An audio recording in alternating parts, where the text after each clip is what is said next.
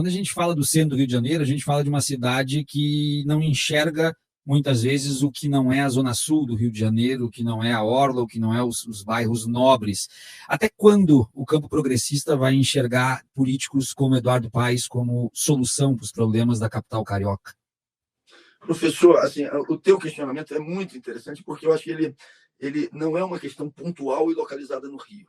Ele tem uma relação direta com duas teses que se confrontam no campo da esquerda e que necessariamente não tem muito jeito. Quem está nos acompanhando, em algum momento, vai ter que fazer a opção em relação a uma delas. É fato que, em determinados momentos, você tem que fazer alianças táticas. Eu não estou dizendo que, taticamente, você não possa fazer alianças com alguém que está para além do seu campo, né? Evidentemente, isso tem que acontecer. Um exemplo típico é a aliança tática que foi feita no segundo turno das eleições presidenciais para que Lula derrotasse Bolsonaro, né? Ali não tinha gente só de esquerda, certo? Tinha gente dos mais diversos campos políticos. Foi importante? Foi. Normalmente, só falam da importância que teve essa aliança nos apoios que vieram da direita. Mas numa eleição tão apertada, todo o apoio foi muito importante, inclusive da esquerda radical. Ou seja, o conjunto das forças teve importância naquele resultado. O problema é quando essa tática, que pode ser utilizada eventualmente, se transforma em estratégia. Ou seja, parte do pressuposto que, a partir de então, em nome de um enfrentamento à extrema-direita, só existe uma solução, que é um abraço que tem que ser realizado entre a velha direita e a esquerda moderada, ou social-liberalismo, como vocês queiram chamar, ou centro-esquerda. E a única alternativa, então, é a união.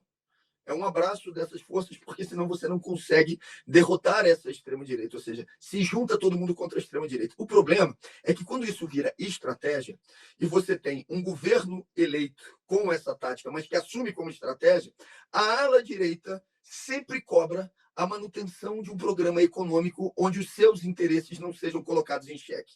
E não colocar em xeque os interesses da ala direita dessa tática que juntou todo mundo é não garantir direitos materiais robustos para a classe trabalhadora, que precisa ter a esperança de que a sua vida melhorou com robustez a partir do momento em que a extrema-direita não está no exercício, por exemplo, da presidência da República.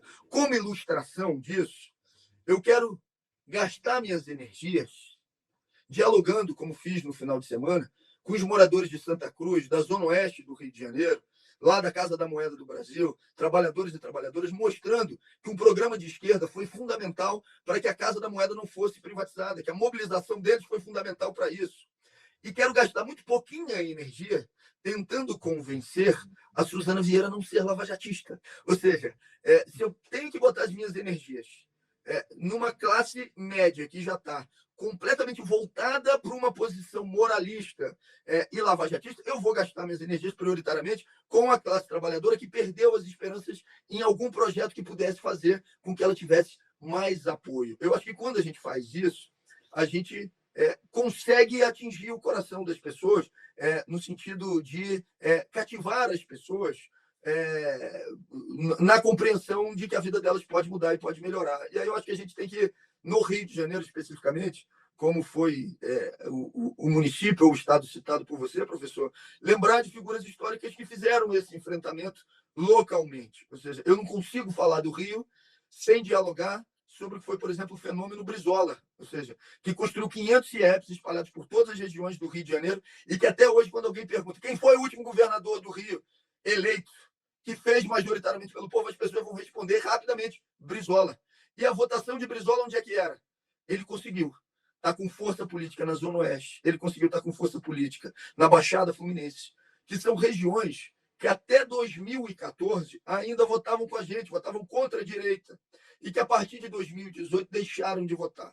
É evidente que essa questão é multifatorial. Eu não estou querendo simplificar o que é complexo, mas isso passa necessariamente, na minha avaliação, por apostar numa linha política de enfrentamento que não tenha como prioridade a aliança com setores liberais, e sim despertar principalmente a paixão daqueles que estão desmotivados, que são da classe trabalhadora e que são numericamente muito superiores, ou seja, são a maioria do povo.